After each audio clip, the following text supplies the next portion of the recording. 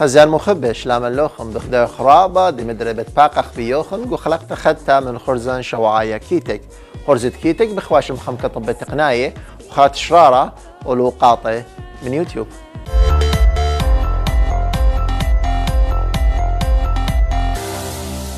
مخبي بتبقروا قاتو خلنا طب التقنيه بشخاتي اديوم شرح له خبرا قمايه من شركه ZTE الصينيه. ZTE الصينيه اتلا براند اتلا ماركه شمو نوبيا عباره عن براند موبايلات سمارت فون. شركه ZTE مصله موبايل خد شمت نوبيا فيرجن تيقه شمو نوبيا زت 11 هديه مصله او فيرجن خاته شمو نوبيا زت شو 17. هو موبايل كمواصفات دي بصراحه تازله كفينشنج دي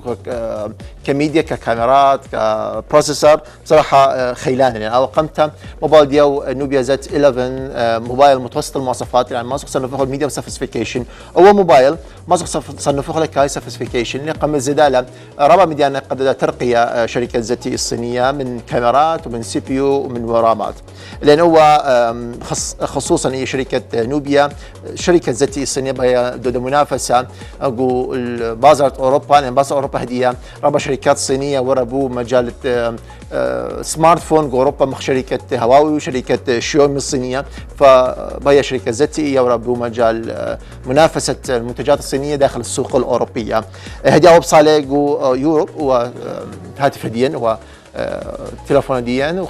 ويوروب وجو امريكا وخطب صار لخا جو ميدل ايست. هدي همز مخل دوا جهاز ديان شمو نوبيا زد 17 همز مخ كان هاردوير همز مخل شاشة ديوم 5.5 انش بتي خصو بيوت الجونة البا و8 ضرب البا وتجمع واسري نوعية شاشة ديان IPS الى خا نوع من الشاشة رابع خلانتلا ككواليتي الجونة واتلام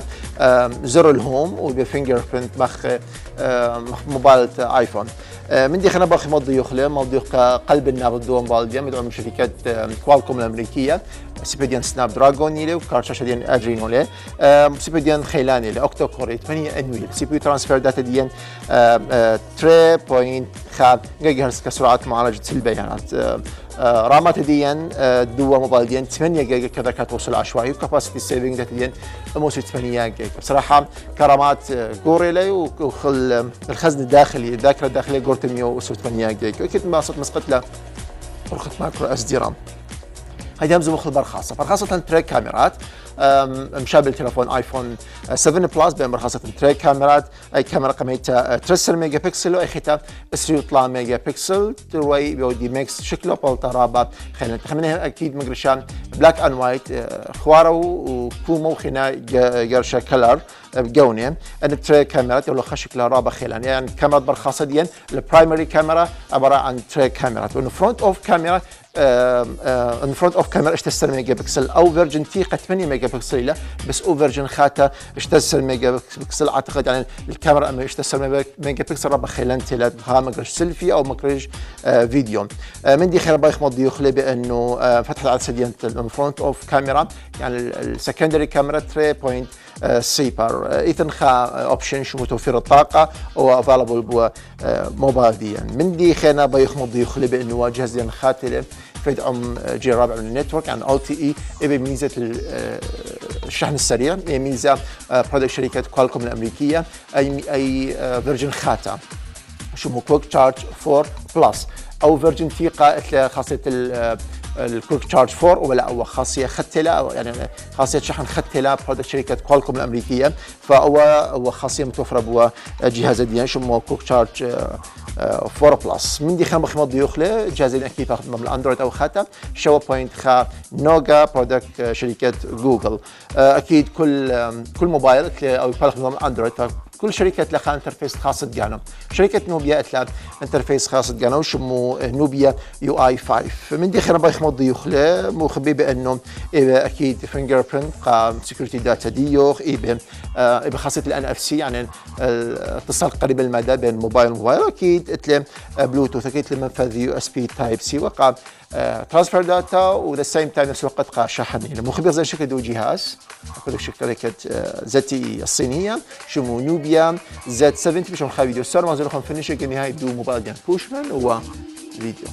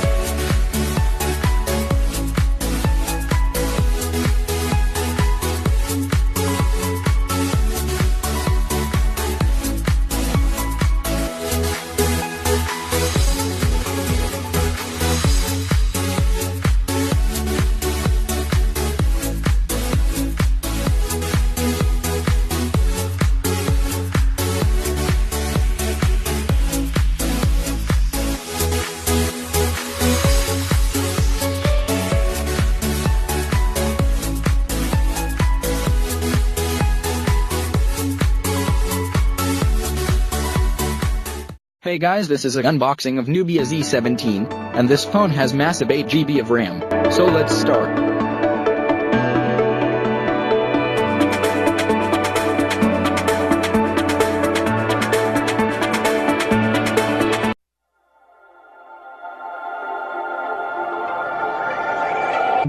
Million times I dreamed about you. Now I see you again in my dream. Seems like there is another me in the mirror who totally different me. You shed me. That can make me feel like I'm a new universe, a mystery universe. Looking at you with a shining eye, I can see nothing but you. Coming to design, there are no bezels on the left and right edge of the smartphone, but the top and bottom chin has bezels to support sensors, front camera. As for specifications, the Nubia Z17 runs on Android 7.1 Nougat, based on Nubia 5.0 UI. The smartphone features a 5.5-inch Full HD IPS LCD display, and is powered by the latest Snapdragon 835 octa-core processor, paired with Adreno 540 GPU. This phone also packs a 3200 mAh battery, and is the first to support Quick Charge 4+, which means that the smartphone can be charged up to 50% in just 20 minutes. And finally, as for camera, Nubia Z17 has dual camera, consists of one 23-megapixel and one 13-megapixel lens that support 2x optical zoom, 10x dynamic zoom, 1.8 aperture, LED flash support, and more. At the front, there is a 16-megapixel sensor for selfies and video chats. The body is still metal at the back. Further, the company is using the new generation ARC 3.0, which is arc refractive conduction, which helps to keep the thickness of the display glass to a bare minimum, and makes the compact and borderless screen design possible.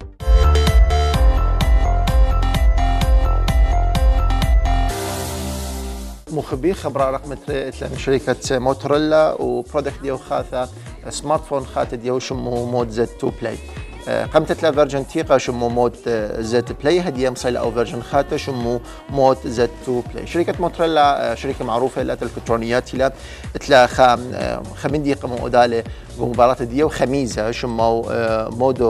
موتو مود وعبارة عن اكسسوارز ما استربطت لي بجهاز ديوخ برخت ماجنتيك ايثن اولتو خد جهاز ديوخ هو متوفر بو جهاز دنتيقي لتلوخ اكسسوارز ملحقة بيو هدية نفس البرودكت اللي اكيد مستقلة مواصفات موبايل ديو بس نفس الاكسسوارز مش متوفر بو جهاز ديان شمو مود زد 2 بلاي. بصراحة جهاز رابط تازيلين اكسسوارز دي رابط مفيد لا يوسف قاتو هدية مزوخ دو جهاز ديان شمو موتو زد 2 بلاي هم زموخ كشاشة ديو نوعية سوبر أومليد نوعية شاشة ديو رابع تازلة من هود الديسبلاي شكله أو فيديو بلتي خص بيوت تجون 1080 ضرب 1080 يعني شاشة ديو فول اتش دي لا قياس الشاشة ديو حجم الشاشة ديو 5.5 انجيلا رامات دومبايل تلوخ تايبات من دومبايل كرامات وكذاكرة داخلية زون ترام 3 جيجا بأثر ذاكرة داخلية طلعت 3 جيجا زون ترام 4 جيجا بأثر ذاكرة داخلية اشتو 4 جيجا كسلو خلال خيار من زون نمبر 1 أو نمبر 2 حسب يعني فات أسقط بأسقي رامات وأسقط ذاكرة داخلية من قاتوخن زون 3 جيجا رام بأثر 3 جيجا ذاكرة داخلية زون ترام 4 جيجا بأثر ذاكرة داخلية اشتو 4 جيجا وأكيد ما سلسقط له ذاكرة الخارجية ديوخ برخت مايكرو اس دي رام الاب تو 53 جيجا إنهم همزم لنا الرامات وهمزم لنا الذاكرة الداخلية الهارد الداخلي همزموا القلب النابض دومبال دي مدعوم شركة كوالكوم الأمريكية سوبر ديون سناب دراجون اللي أوكتو كور 8 انوية سي بي يو ترانسفير داتا 3.3 جيجا هرتز كسرعة معالجة البيانات بصراحة رابع خلال البروسيسور دي همزموا وأساسيا أكيد أندرويد له النوجا خاطة شو بوينت نظام تشغيل ديهم صراحة رابع تازل همزة مخ الكاميرات برخاصات 3 ميجا بكسل ليلة ويبقى أكيد تركيزة القاي بالليزر يبقى التركيز الطوري تشكله بشكل رابع 5 ميجا شقات، وهون فرونت اوف كاميرا 5 ميجا بكسل. بس لما نشوف بين خاصه فلاش ليد والفرونت اوف فلاش ليد، يعني برايمري كاميرا فلاش ليد وسكندري كاميرا فلاش ليد، ورابع مستخدم التخ بوهره التخ بوريا ما مستخدم فلاش. من دي خينا اكيد مثلا فينجر برنت قا سكيورتي الداتا دي خلينا كلنا بشكل ديفولت جو موبايلات بدنا نطلق فينجر برنت قا سكيورتي الداتا دي اخذ اكيد من فد يو اس بي تايب سي وقا شحن وذا سيم تايم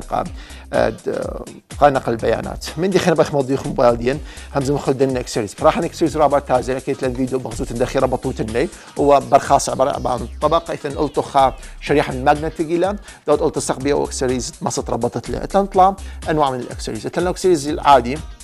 الكفر عادي من قيسيله بصراحه رابع تازله وتلخام من دخلنا شمو توربو باور باك وعباره عن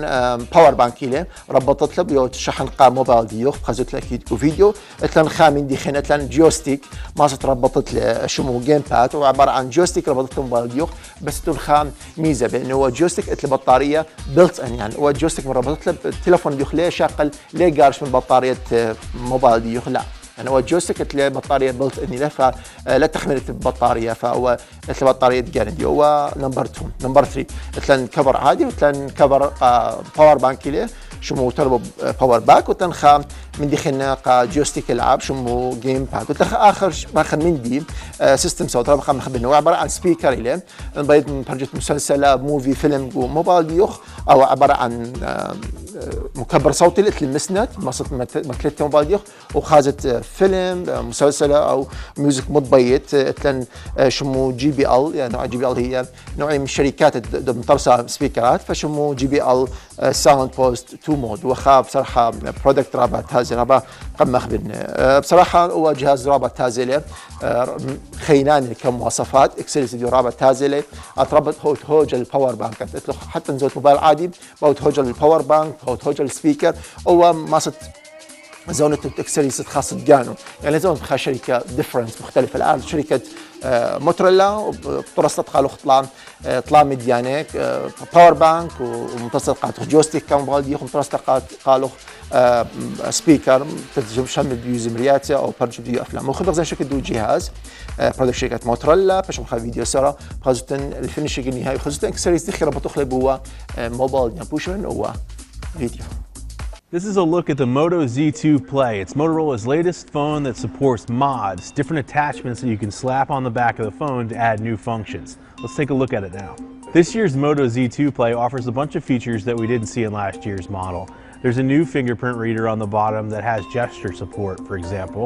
The back has an improved camera. It's thinner, and while the battery is slightly smaller, Motorola says, and I found, you still get really great battery life. One of the new mods is a JBL Sound Boost 2. It's a speaker that attaches to the back of the phone and gives you a lot more of that oomph that you're looking for when you're watching a movie or playing music. And so it just pops right on the back of the phone. The phone recognizes it and suddenly it's used as the speaker. You don't have to do anything else. You don't have to play with software or anything. So if you want to put on a movie or anything, you just open up the kickstand and get started.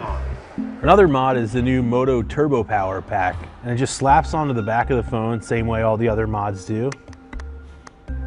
and starts charging the phone. But unlike other chargers, it uses Motorola's turbocharging technology, so you can actually get up to a 50% charge after just leaving it on for 30 minutes. Motorola has always been about customizing your phone, and so it has these style shells that you can attach to the back. Last year they were just wooden or cloth or whatever panels that you would just snap on. This year, that panel actually adds a function. There's wireless charging inside of it, so if you drop it on a wireless charging pad and it supports the two major standards, Qi and PMA, it'll start charging your phone. So really, it's adding functionality and design to the Moto Z2 Play.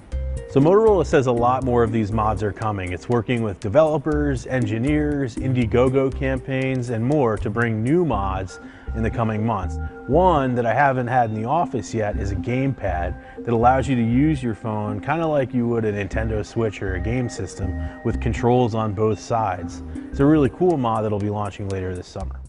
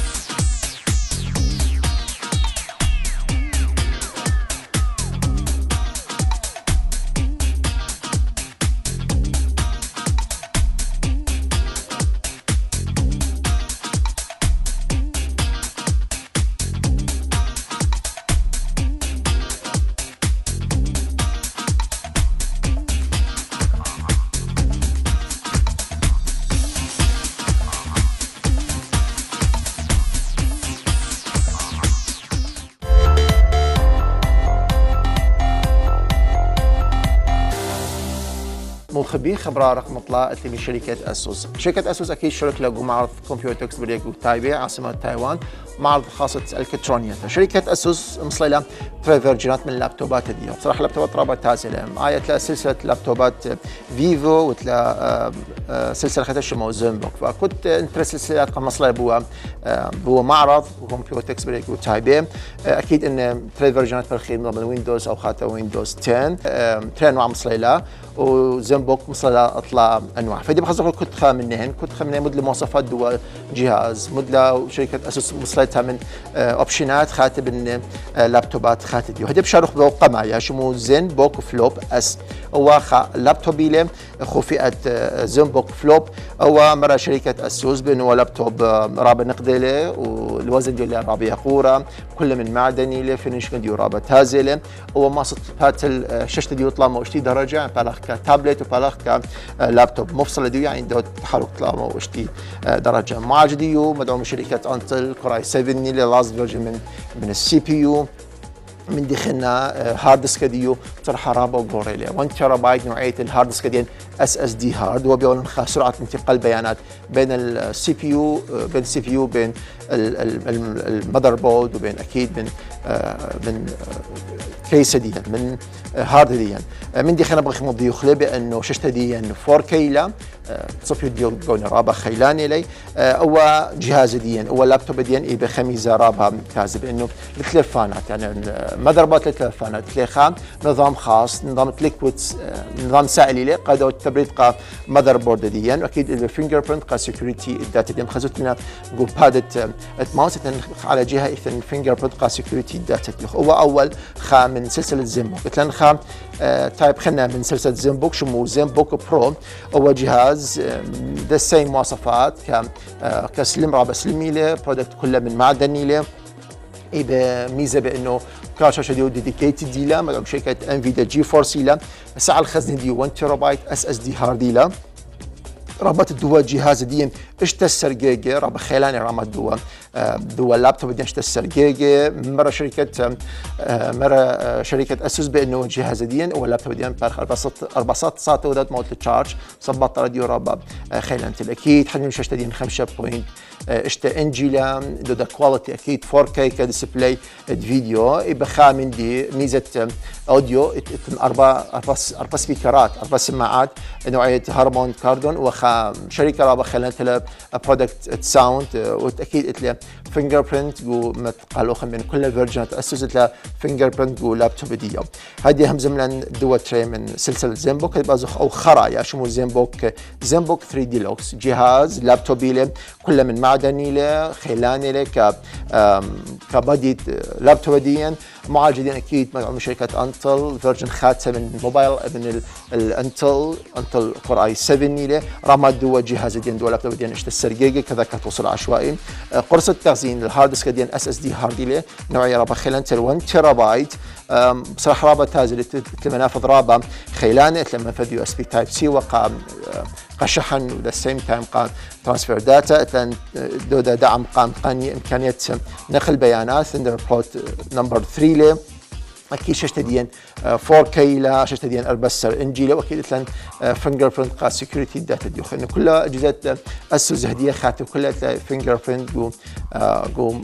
جهه ماوس اول فينجر برنت قا سكيورتي داتا ديو. هذا ازخل دي سلسله خيتا شمو فيفو بوكو برو شركه اسوس هذا ازخ او قمع شمو فيفو بوكو برو 15 والجهاز دي من شمو 15 يعني 15 انجيلا شاشه ديو 15 انجيلا ده ديسبلاي فيديو 4K وضوح شاشة دي ربع خلال باتخ ريزوليوشن جو نطلع 1400 مضرب 3020 ميجا بكسل وضوح شاشة دي رابع خيلاني له رامات دوا لابتوب دي اشتسر جيجا كذا كتوصل عشوائي نوعية هارديان ماكسيلا 2 تيرا بايت بس ميكس بين اتش دي دي هارد وبين اس دي دي هارد اس اس دي هارد وبين اتش دي هارد كلها تروي ان نوعيه من الهاردات 2 تيرا بايت كميه 5 ساعه الخزن بصراحه رابع قلت يعني تلاقي ال بي جيجا مساحه الخزن دوا جهازات يعني بروسيسور ديال قلب النبض دوا اللابتوب ديال مدعوم شركه انتل كور اي 7 نيلم سي بي يو ترانسفير ديال بصراحه رابع خيلاني من قاتوهم بانه هو كارت شاشه ديديكيتد ديال مفصول مدعوم من شركه انفيديا جي فورس يبت نظام التبريد تري مراوح ألطخ المذر بورد تديا أكيد فينجر برنت قا سيكوريتي داتا ديان أو خرايا أو لابتوب ديان خرايا شمو فيفو بوك اس 5 هو سلسلة فيفو بوك عبارة عن جهاز لابتوب حجم شاشته ديو 5.8 انجيله سي بي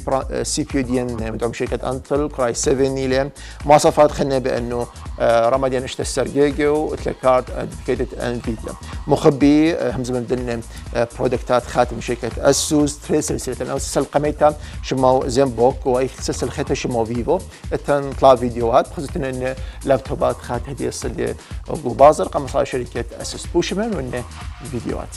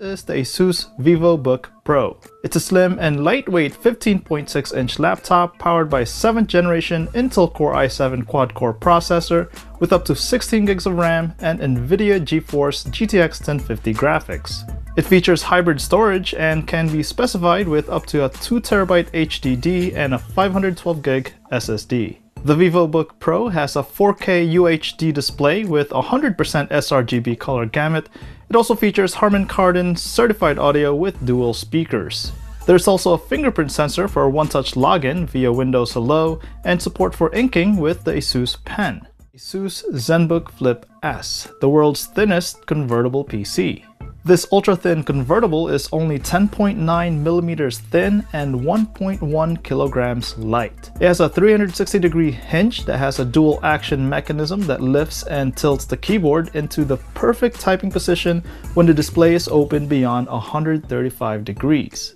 It features up to 4K UHD multi-touch nano edge display and supports an active stylus for inking. It's powered by a 7th generation Intel Core i7 processor, up to 16 gigs of RAM and 1TB PCIe SSD. The ZenBook Flip S also includes a fingerprint sensor for instant one-touch login via Windows Hello.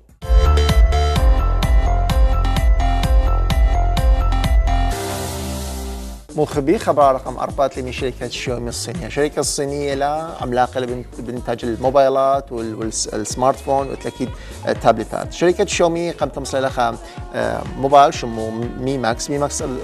رابة شعبية. رابط السكسي رابط نجح له بازر. شركة شاومي زبنا 3 مليون بيس 3 مليون قطعة زبنا شركة شاومي بوجهاز اليومي ماكس. صراحة رابع خيلان الجهاز هو عبارة عن جهاز جوريلا بنفس الوقت سيم تايم مواصفات ديو خيلان له ما صنفوا كميديم سوفيستيكيشن. فشركة شاومي ودلا مراهن الدوا جهاز مثل لا هو فيرجن 2 اديو فشمو مي ماكس 2. هو جهاز ديان نفس السيميله نفس الدو جهاز تيقه شو انجيله اشتا انجيله كحجم الشاشة ديان اشتا بوصل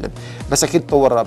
كواليتي الشاشة ديو فدم زي مخل دوا جهاز تراب الناس شرابي مخبي شاشة جورتا فمصرينا هو جهاز شاشة ديو حجم ديو اشتا 0.4 انجيله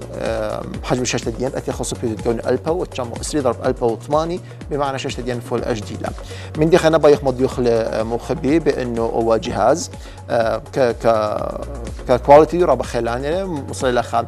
فيرجن خاتبيو للشحن السريع يعني هو جهاز يدعم الشحن السريع كوك تشارج بس فيرجن تي قله 3.0 هدي وصل لفيرجن خاته شمو 4.0 بالخاصه كاميرا 3 ميجا بكسل الى مستشعر دي اكيد سوني له شركه سوني رابع خلاني له يعني البرايمري كاميرا 3 ميجا بكسل والسكندري كاميرا الفرونت اوف كاميرا 5 ميجا بكسل الى من دي خنا بيخ مضيوخ له مخبي والدين مضيوخ له كرامات رامات دوا جهاز ديا 4 جيجا له وتلخ 3 تايبات من الذاكره الداخليه اما زونت او 4 جيجا له ستاندرد له رام بس لان شغله باجو ذاكره الداخليه لان اما زونت اشتي 4 جيجا وزونت اسمه 8 جيجا معالجه ديا مدعومه شركه كوالكوم الامريكيه سناب دراجون له مو خبير زين شكل دوا جهاز شومي ماكس 2 برودكت شركه شاومي الصينيه باش نخلي فيديو صار خاصه الفينشنج النهائي دوا جهاز بوش من هو فيديو.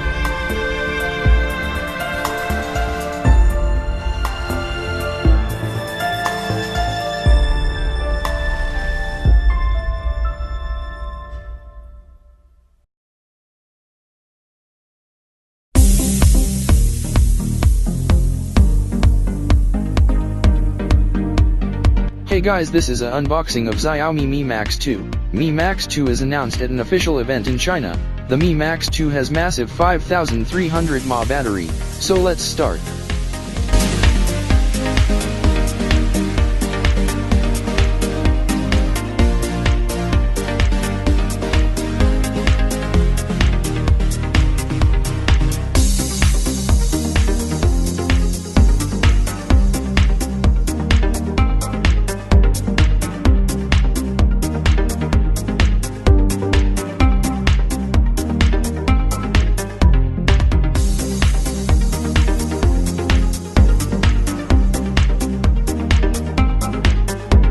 Design-wise, the Mi Max 2 does not incorporate any significant changes than its predecessor.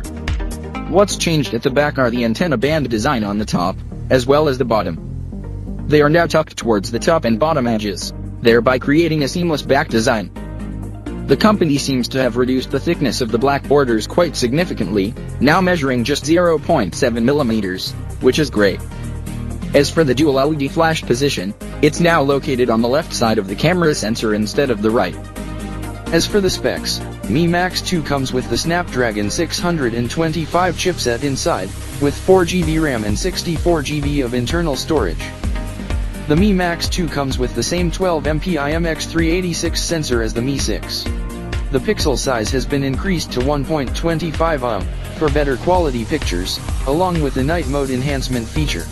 Other camera specs include PDAF, dual-tone LED flash, and dynamic range adjustment. Mi Max 2 is powered by a 5300 mAh battery, which provides up to 18 hours of video playback, 21 hours of GPS navigation, or 57 hours of talk time as per the company claim.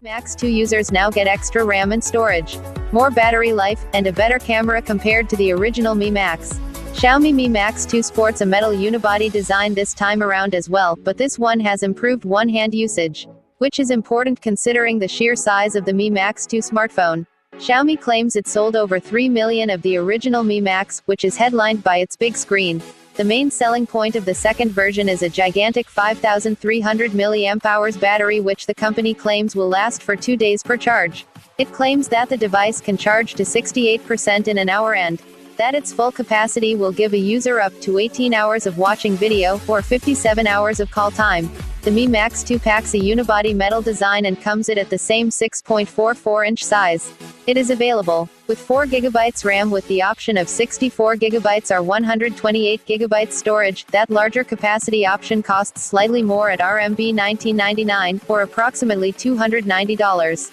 The device packs a 12MP rear camera with a 5-megapixel front camera, stereo speakers and a fingerprint sensor on the reverse. Under the hood, the party is powered by an octa-core 2.0 GHz Qualcomm Snapdragon 625 chipset. On the software side of things, the home-baked Mi UI includes a one-handed mode, not unlike Apple's reachability for larger iPhones, while a split-screen version is planned soon to provide multitasking options. There is no word on an international launch date, but given the popularity of the original Mi Max, you can expect that there are plans to sell this new version outside of China soon.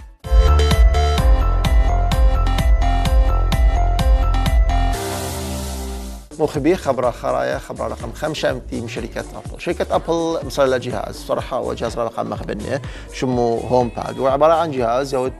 كوميونيكيشن يوت تعامل من أبل ميوزك، وما ربطت الجوبية دي. هو عبارة عن المساعد الذكي، هو عبارة عن جهاز ربط أجهزة الإلكترونية دي كلها دود لي مانجمنت معالجة دود لي اتصال بيناتهم. بس أول مهمة رئيسية دو جهازين عبارة عن شمت بيو ميوزك شمت بيو موسيقى بيود أكسس ابل ميوزك يعني 40 مليون زمرتا دوت سيرش اللي هن مصلح زمرتا بش مخبت لهم. اول جهاز ما صدر مجت لي بين متبيت من زمريات مخبت لي متطلق من زماري مخبت لي ما صدت يوت لي اوامر صوتيه او بالمناسبه يشغل اوامر صوتيه ومنه يعني اكيد مساعده ابل شمو سيري لو دالوك منه شمت بالزمريات شمت زمريات شرقي غربي سلو يعني جهاز متبيت ما صدت يوت اوردر صوتي قادوا جهاز ومخزن لقاته. هو جهاز تعامل من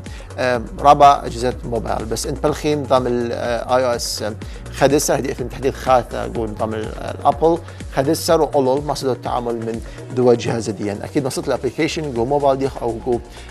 تابلت ديخ دو التعامل منه. هو جهاز رابع تازيله مواصفات ديو بان ايبان اشتا ميكروفون قد شغل اوردر صوتي ديو اشتا ميكروفون حوالين دو جهاز، وعباره عن جهاز اسطواني له بشان مخ سلندري له شكله سلندري له كل سبيكرات له اشتا ميكروفونات قد شغل منه اوردر صوتي حتى لان دكتور بلاخه ميوزك يعني دكتور صاحب مشان عربايه او ما شغل منه الاوردر الصوتي او قمايه من دخينة شوا سبيكرات around of this cylinder يعني دار ما دو سلندر إذن شوا سبيكرات يقولوا خام بيز الصوت رابع خيلان بيز سوري أولو ليلة وسبيكرات around the cylinder دار ما دو سلندر هو جهاز سمارت الأكيد ذكي لو أثبتت الأجهزة المنزلية بمعنى تطلخ تراني عن طريق الإلكترونيات تطلخ فردات عن طريق الإلكترونيات تشمي بدخي تطلخ إنارة عن طريق يعني الإنارة الذكية كلها مصربطت لي بوا جهاز وبأرخت أوردر أتيت الأوردر ومصت بدخت لي دورت لي أزيولاكي. فهو جهاز سمارت لكيت لأن شريحة شركة أبل شمو اي 8 هي عبارة عن شريحة موجودة لجو موبايلات وتابلتات وموجود بوا جهاز ديان قدوت مانجمنت الأوامر الصوتية أتيار قالوا هو جهاز اوريدي يقول له حالة الطقس من بقرة الوذر ديوخ تم المدلة أكيد بجاوب له عن طريقة سيري بربط بواي فاي أكيد دخ تذكير معايدة ديوخ إنه كلها مديانة بلت إن افيلبل بوا جهاز ديان. بس هو بها جهاز ديان قا سيستم ساوند يعني قد شمت زمرياته برخة أبل ميوزك. هو جهاز صراحة رابع تازلين رابع دوت يعني دوت أتمتت المواد المنزلية بربط له كله وبرخت أو مرصد يخ بالخ متبيض. مخبر زين شكل دو جهاز أكيد لأن خل فيديو دخ شرح كامل دو جهاز دخي بالخ دخي دوت أوامر صوتية مدلة فائدة ديو جوبية وكله بخزت له هو فيديو منه بوشمن هو فيديو. Hey Siri, play my favorites.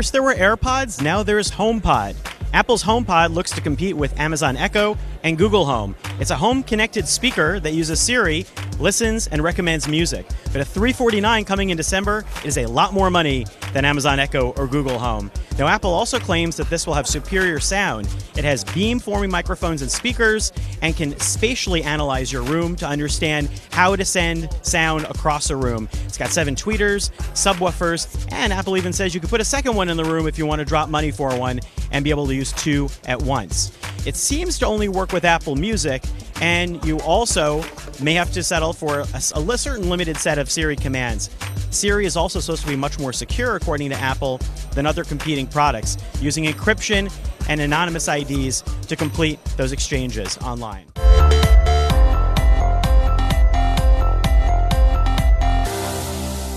مرحبا بالتمخلو خرزان شوعي خرزت كيتك بتمخرطة خات شرارة أنا صاير لكم بازل يقل خد خات شرارة همزومة ضلاز فيرجن من منتجات البرودكتات خات هدي الصلي جو بازر أربل بوشن منن وشرارة خزار مخبش لعمل له خد شرارة خاطة لخا جو ديجيتال سيتي جو فاميلي مول جو مديثة أربل دي همزمو خل اكسسوارز ناشربي مخبي سبيكرات نبخيلا باتصال التليفون شميز مرياتي فائدة مجموعة من السبيكرات هيدفون مبختا جو براكتس ديو فتلن او من دي قمع يهمزمو شركة انجر اتلن خام سبيكر ربط هازيلي او دود اقتران من موبايل ديو عن طريق بلوتوث ماصد شغلة كولين بيو بمايك وكيدي بسبيكر ماصد ربط الموبايل ديو وشغلة سبيكر ماصد ربطت الموبايل ديو خدت يوتيوب ودود لخ ديسبلايز مرياتي صاب اوديو رابع خيلاني لخا ان قايد رابط هازيلي لخا ان اوديو له ما بخته مش من زمريات وبخته بشغله اتصال او مجرد اتصال صابت لي مايك بولتن هي برودكت شركه انجر خمين رابط هذا بصراحه وتقوى حجم صوره وحجم جوره سيميلي نفس الشركه لا الترخيم دي خينا شركه بيتس شركه رابعه معروفه لقوا مجال هيدفون له تناشبه بشميز مرياتي الشركه رابعه معروفه بمجال تلنخا جهاز خا سبيكر اكيد شركه بيتسيله هو بربط بلوتوث بموبايل ديو ماصت شميز مرياتي خبدي رابط هازل هو جهاز ديان بصراحه لخيت مدياني ما صربت تسب بيو اس بي ما صربت دايركت موبايل ديو عن طريق كيبلك او عن طريق البلوتوث ما صرت منيو داخل ديو ما خزت متقد بيو وربطت بجهاز ديو خديها مزمو خل سبيكرات السبيكرات تري تايبات اما زون سبيكر وذ كيبلينج او زون سبيكر وايرلس ف لخدتن كيبلينج لخدتن طلارنجي هو كيبلينج شركه بيتس شركة معروفة له فبزمت هو سبيكر ناش مخبي لقى شمس برياتا ودي براكتس تمارين رياضية بيقول خاد أوديو رابا صبيا هو عند مخبت شغلة كيبل رابا ناش ما عندي أنا تيلت لي كيبل تي وايرلس مخبن طالع الرياضة شمن وايرلس لأن صاب كيبل رابا لأن مسافة دي خدها محددة فقلت له خد مجموعة بصراحة من هو سبيكر بين مثلا بس سولو 3 وتخاميزة بين لخت لخن اربي ساتر هو مصدر لخت اربي ساتر اربي ساتر وده تشارج خام رقم رابع بصراحة رابع خيلاني له هو جهاز ديان او سبيكر ديان واكيد قال ديو رابع قايله هو جهاز ديان هو هيدفون ديان بصراحه رابع تازله هو خا فيرجن شمو سولو 3 وكان فيرجن خلنا شمو ستوديو بس هو ستوديو خدش باش تيقيله هو ذا لاست فيرجن صلي على خا جو باسرت اربل جو ديجيتال سيتي اذا رابع جاونين بعيد زمت كوما سيلفر رابع جاونت منه هو او ذا لاست فيرجن اذا خا فيرجن خدش اول تيقيله لخيله شمو بيس ستوديو هو اكيد وارسيله سيميله وبس خدشي باش جوريله موديل يو باش تقتله الترخمن دي بي حجمها باش جورا يمخبي حجم جورا قا هيدفون لخات لنوع او باستوديو وايرلس خمن دي رابط تازا وي بخميزه بانه اللخم متخلقات وخمن لخ ضوضاء او نويز بالمحيط الخارجي بشان عربايه ليش مثلا هو خمن دول خا عزر رابع خيلنا لت علاقه بالمحيط الخارجي نتلخ طالقوا صارت رياضه اذا قال همزمته ليش مثلا لانه بيقول خا من دي عزر رابع خيلانه ف اختي بشمت ميوزك متسلخه بوا هيدفون ديو بصراحه رابق مخبرنا هو جهاز هو هيدفون لان بصراحه خاصيه عزر رابق خيلان تام مو خبيه دي هم زمان الهيدفونات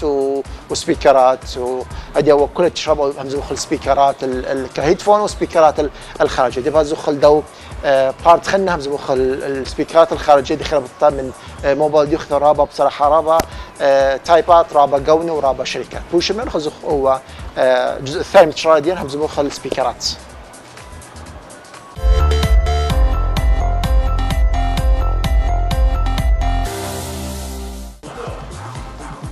مخبي بارت من تشراديان همزو من السبيكرات همزو مخل سبيكرات صراحه رابط هذا السبيكرات همزو مخل سبيكرات امريكيه كان شركه مارشال امريكيه تلا اطلاع ديزاينات صراحه رابط هذا الديزاينات كلاسيكيه مخزوقات مخبي خزت له ديزاين يعني خزت شنت اشتيه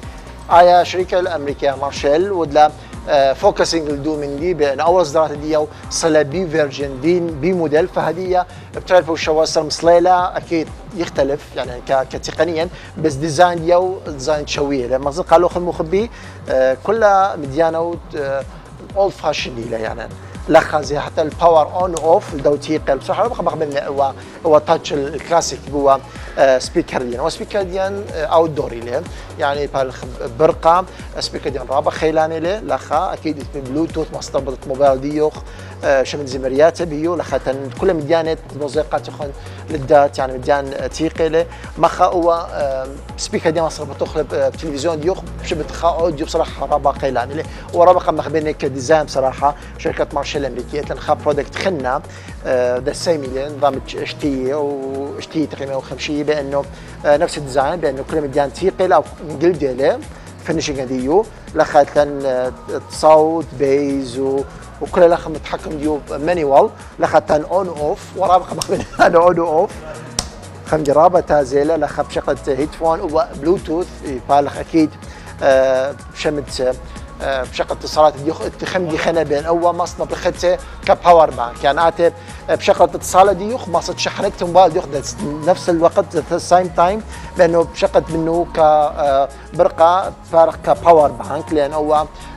بالغ بطاريه بلس بالغ برقه كانوا خرايا وشركه مارش الامريكيه بانه يعني الفينشنج دي بصراحه رابط هذا مخجز داني له كلها من جلد له لخا لون دي رابط تازيله وكلها زيت ضغطت بلاس بالطل خواديو خم دي بصراحه رابط تازيله كلها موديل تشتيه له لخا مره مثل ما كيف التقاله ديو لخا لان منفذ يو اس بي كيبل هو اكيد بلوتوث مصر الموبايل ديو وشغل اتصالات وذا سيم تايم مصر بشمت اوديو رابط تازيله ان برودكتات شركه مارشال بصراحه رابقه مخبرني ايشيتا ولا فوكسينج الاول مصليل يعني شركه مارشال المصليله سبيكر ديو مصليل بو ديزاين هدي تريل وشوسر ما يدخل روح التجديد قام منتجات ديو قام مصليل لا منتجات بروح القديم المندي القديم كديزاين هذه هم زمخوا شركه بوس الامريكيه سبيكرات بصراحه رابط تازل مصلاله او اكيد بلوتوث له او اكس مصر ربطت التليفون ديوخ مصر شغل اتصال بيو شمل زمرياته بلوتوث باور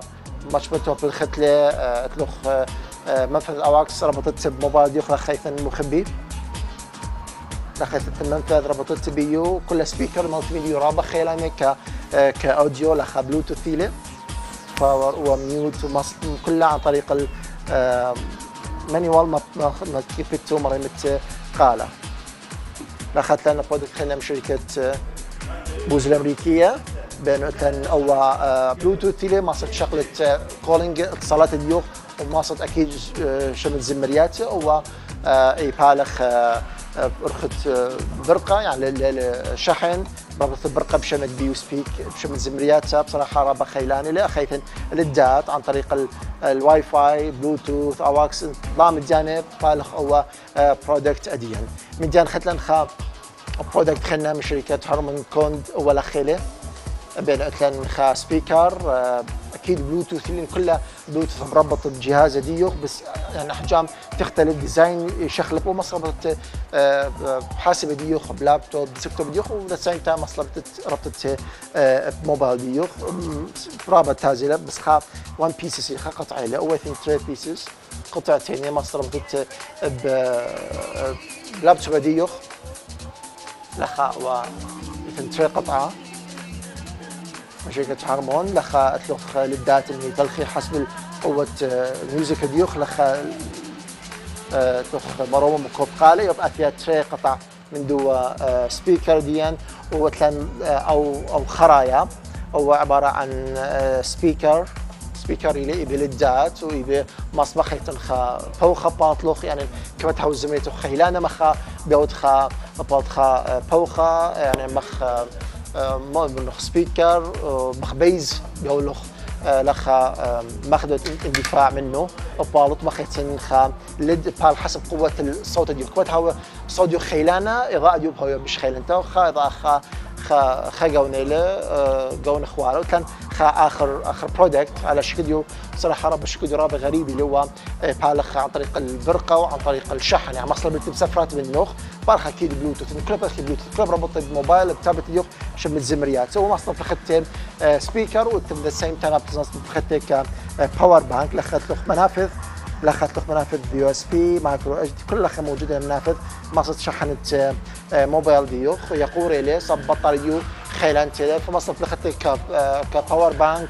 يعني ما بخد مثلا ربطت موبايل ديوخ بدخلت يوتيوب ربطت هم شاقل البرقه وبنفس الوقت بربط وبشمت زمريات رابط تعزم انه كلها سبيكرات اللي يصل قباصات اربل هذا جو قيتل فرابع ناشي يبلطي جو سفرات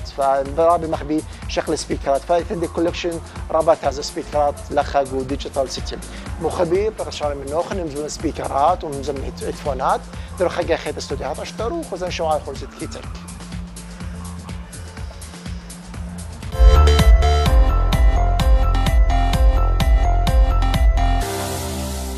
مخبيس اما خراي من خرزان شوعي خرزت كيتك او تي المقرات تطلقات من يوتيوب قبل قاعد اخون يوتيوب مضرب التريه قمت قلت تريه خلينا ندخ تجميع الديسكتوب يعني الكيس جمعوا خلص رامات ومذر بورد وكارت شاشه قمت لتوا يعني كلها باكج كامل هذا قرب التجميع مواصفات بيت متتلب هو ديسكتوب ديو فاديه وتيخا يوتيوب هم زم داخل تجميع حاسب بس هي حاسب ديان فولي لا مواصفات دي بكارت شاشه دي واكيد ان حاسبات خاتن الديسكتوب خات رابع تازلت فات لي فيديو ما زالوا تاخذوا التجميع رابع ناشف مخبي يعني تجمع ديسكتوب هو يعني المواصفات دي خيل خاصه الديسكتوبات خاصه قد ما بخي جيمز نطالي جيمز بيخم مواصفات الديسكتوب دي رابع خيل انا فات لي فيديو يوتيوب هم قالوا خلينا ندخلوا تجميع الديسكتوب اكيد تجمع ليلة سناين قالك من زونة كارت شاشة خاصة التوافق من ماذر بورد دي خرامات زونة التوافق من ماذر بورد أكيد لها حسابات علمية ليلة أزت بازر وزونة يعني أجهزة وركبت لا أكيد من دي علمي زونة ماذر بورد كارت شاشة أكيد إن كل معلومات خزتنا هو يوتيوب دي بوش منن هو يوتيوب. في هذا الفيديو عن تجميعه للمواصفات العالية حاسب مكتبي بمواصفات عالية لكن في ثلاث نقاط مهمة جدا قبل ما أدخل في التفاصيل. النقطة الأولى البي سي بارت بيكر هي أو عبارة عن موقع يوضح لك وش القطعة اللي تم الاختيار إما من تكون باجتهاد شخصي وأيضا كل الشكر لشركة انفيديا. فحدد المذر بورد قبل ما تختار السي بي يو. فأول شيء راح أبدأ في السي بي يو الكور اي 7 7700 كي يبدأ من 4.2 وصولا إلى 4.5 مع تقنية التيربو ومن معالجات الكابي ليك. طبعا هذا المعالج يعتبر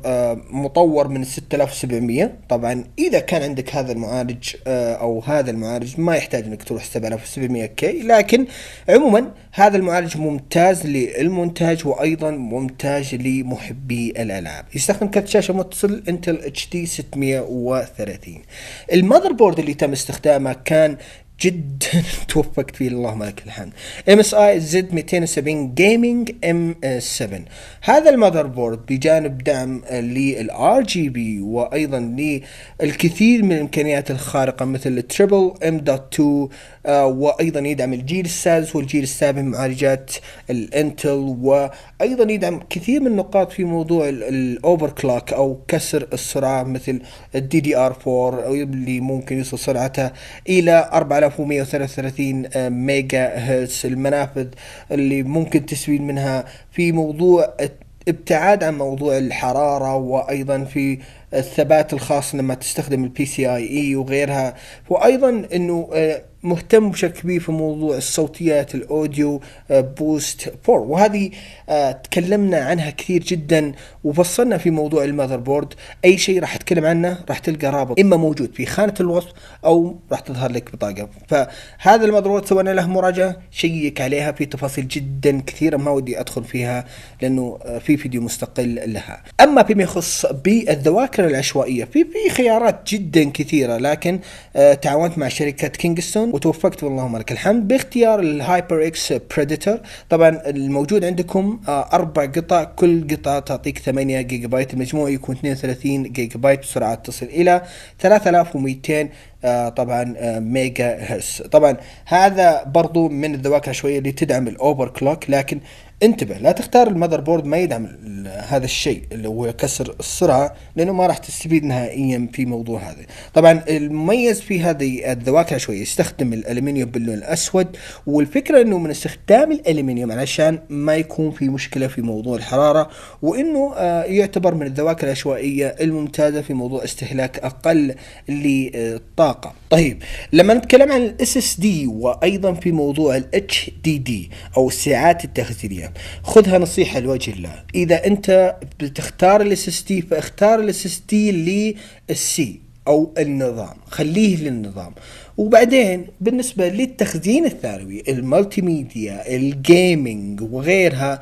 ارمى على الدي أو الإي أو الإف، خذ لك 4 تيرا بايت يا طيب وارمي فيه زي ما تبغى. يعني صراحة هذا الشيء لازم أنصحك فيه. فالاس اس دي برضو بالتعاون مع شركة كينغستون من نفس السلسلة البريديتور 240 جيجا بايت يعتبر بالنسبة لي كافي جدا للنظام، وأيضا من النوع الجديد الام.2، وهذا الشيء اللي أنصحك فيه لأنه يعتبر الأحدث والأفضل. فالM.2 أعطاني سرعات كويسة، ليست الأسرع بكل تأكيد لكنه تعتبر كويسة جدا. أما ال HDD أو السعة التخزينية الثانوية فخذيت الويسترن ديجيتال 4 تيرا بايت. طيب كرت الشاشة المستخدم هنا هو Asus Strix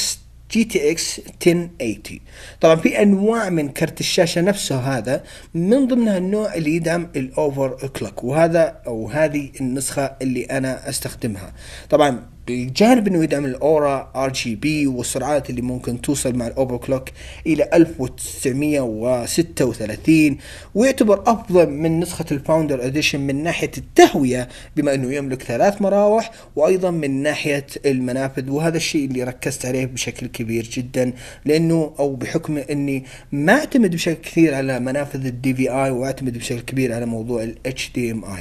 فاخترت. وايضا شيء جميل جدا بالنسبة لي، يقدر يسوي مزامنة كويسة ما بين كرت الشاشة الأيسوس مع المذر بورد، ففي تناسق كبير جدا مع الألوان RGB. صراحة صدقا ماني مهووس جدا في موضوع RGB، لكن المذر بورد نفسه راح يوفر لك هذا الخيار. إذا أنت مهتم في هذا الموضوع والتضبيط فما عندك أي مشكلة، لا تخاف، المذر بورد يدعم لك هذا الشيء. أما فيما يخص بالباور سبلاي فاخترت السي سونيك سنو لايت. ليش اللون الأبيض؟ صدقا ما أدري، هذا الشيء شريته من أمازون، فلكن كذا شطحت كذا بلون عشان يكون شيء كويس. طبعا ليش لازم تحرص بالباور سبلاي؟ حسب القطع اللي راح تجمعها يعني يعتمد على قوة الباور سبلاي. فكويس انه يكون عندك 750 واط او ممكن اكثر، ما عندك الى 1200 واط يعتبر شيء معقول بالنسبة لي انا شخصيا، لكن 750 واط بالنسبة لي كافي على القطع اللي انا استخدمها. اما فيما يخص بالسي بي يو كولر اللي اخترته، هو ايضا بالتعاون مع شركة كولر ماستر. الموجود امامكم هو الماستر ليكويد برو 120. صدقا كنت أتمنى أني خذيت نسخة 240 وليست 120. من المزايا الموجودة في السي بي يو كولر المبرد الخاص بالمعالج أنه يستخدم تقنية لإبعاد الحرارة بشكل سريع جدا من السي بي يو. وأيضا مع هذه النسخة اللي تعتبر All in One مزود بمروحتين، وكانت العملية الخاصة بتوزيع المراوح صعبة شوي للأمانة. وأيضا من المزايا الخاصة بهذه أو بهذا المبرد الخاص بالمعالج أنه يعطيك إمكانيات أو وضعيات عمل دوران المروحة، تبغى يكون الكوايت مود أو تبغى يكون البرفورمانس مود اللي هو يكون الوضع العالي، لكن تذكر أنه هذا راح يزيد من صوت أو قوة صوت المروحة. طبعا كل هذه تمت ولله الحمد مع الكيس بنسخة الانفيديا الجميلة جدا، الكولر ماستر كيس برو 5. سبق أن تكلمنا عن هذا الكيس وأنه يوفر لك خيارات جدا ممتازة من ناحية الساعات التخزينية ومساحات في استخدام أنواع كثيرة من المذر بورد، ما عندك أي مشاكل. فتوفقت باختيار الايسر بريديتور اكس 34. المميزات الخاصة بهذه الشاشة ليش اخترتها؟ لأنه أنا أحب كثير الألترا وايد أكثر من موضوع شاشات ال 4K. 34 إنش 1440 في 3440 21/9، وزمن الاستجابة 4 أجزاء من الثانية، وأيضا 60 هرتز، لكن مع الأوفركلوك ممكن توصل إلى 100 هرتز. فأيضا هذه تقدم لك ال RGB او الانوار ال LED، ما راح اقول RGB، راح اقول انوار ال LED في الجهة السفلية من هذا او من هذه الشاشة، فبالتالي ممكن تتحكم فيها من خلال الازرار الموجودة باسفل الشاشة. طيب باستخدام السماعات، نعم هذه الشاشة راح تعطيك سماعتين بقوة 7 واط، لكن انتم عارفين الصوت ما راح يكون بالنسبة لي مرضي الا خذيت صوت بجودة عالية جدا. فاخترت اوديو انجن A2 بلس. طبعا هذه سماعات في منها الوان اللون الاحمر اللي هو امامكم، لكن في ايضا اللون الاسود واللون الابيض، فاختار ما شئت. لكن الاوديو انجن A2 بلس بسبب حجمها كان مناسب اول شيء، والاهم من هذا كله انه يدعم الداك، فالصوت راح يكون ممتاز جدا جدا من خلال هذه السماعات، وايضا سوينا لها مراجعة. اما سماعة الرأس اللاسلكية فتزامنا مع اللون طبعا اخترت الاسترو A50، واللي تعتبر من افضل السماعات اللاسلكية للبي سي وايضا للجهاز الالعاب المنزلي الاكس بوكس على سبيل المثال. يدعم النظام الصوتي 7.1. اما فيما يخص بلوحة مفاتيح وايضا الفارة، فاخترت اللوجيتك. هذه لوحة مفاتيح ميكانيكية بحجم الصغير.